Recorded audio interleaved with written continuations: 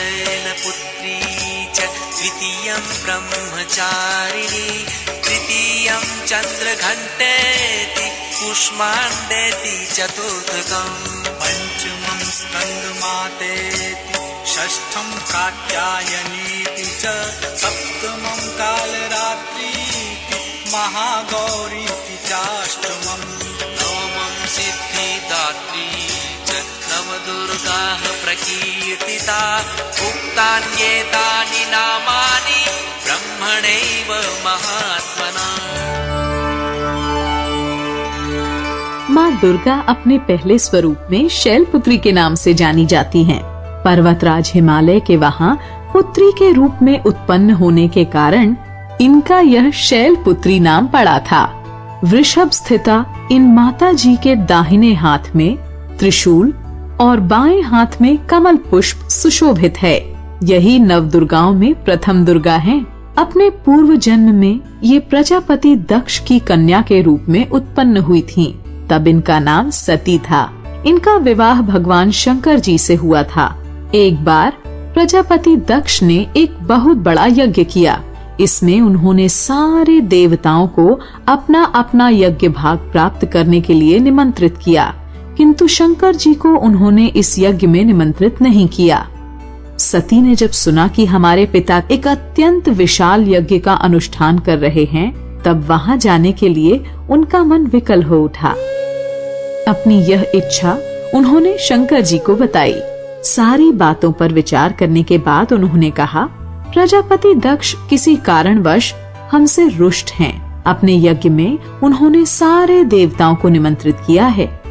उनके यज्ञ भाग भी उन्हें समर्पित किए हैं, किंतु हमें जानबूझकर नहीं बुलाया है, कोई सूचना तक नहीं भेजी है।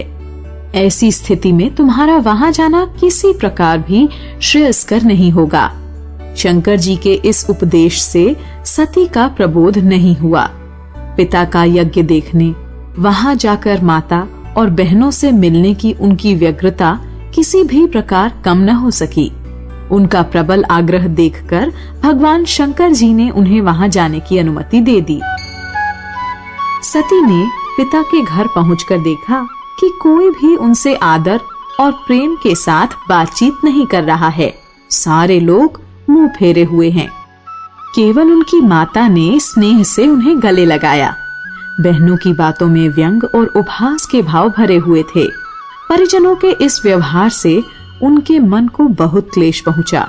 उन्होंने यह भी देखा कि वहाँ चतुर्दिक भगवान शंकर जी के प्रति तिरस्कार का भाव भरा हुआ है। दक्ष ने उनके प्रति कुछ अपमानजनक वचन भी कहे। यह सब देखकर सती का हृदय क्षोभ, ग्लानि और क्रोध से संतप्त हो उठा। उन्होंने सोचा, भगवान शंकर जी की बात न मान यहाँ आकर मैंने बहुत बड़ी गलती की है। वे अपने पति भगवान शंकर के इस अपमान को सह न सकी। उन्होंने अपने उस रूप को तत्क्षण वहीं योगाग्नि द्वारा जलाकर भस्म कर दिया। वज्रपात के समान इस दारुण दुखद घटना को सुनकर शंकर जी ने क्रुद्ध हो अपने गणों को भेजकर दक्ष के उस यज्ञ का पूर्णतः विध्वंस कर दिया। सती ने योगाग्नि द्वारा अपने शरीर को भस्म कर अगले जन्म में शैलराज हिमालय की पुत्री के रूप में जन्म लिया। इस बार वह शैलपुत्री नाम से विख्यात हुई। पार्वती, हेमवती भी उन्हीं के नाम हैं। उपनिषद की एक कथा के अनुसार इन्होंने हेमवती स्वरूप से देवताओं का गर्व भंजन किया था। शैलपुत्री देवी का विवाह भी शंकर जी से ही हुआ।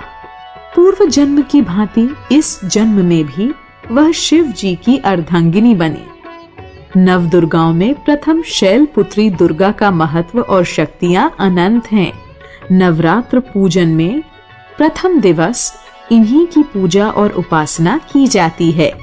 इस प्रथम दिन की उपासना में योगी अपने मन को मूलाधार चक्र में स्थित करते हैं। यहीं से उनकी योग साधना प्रारंभ होती है।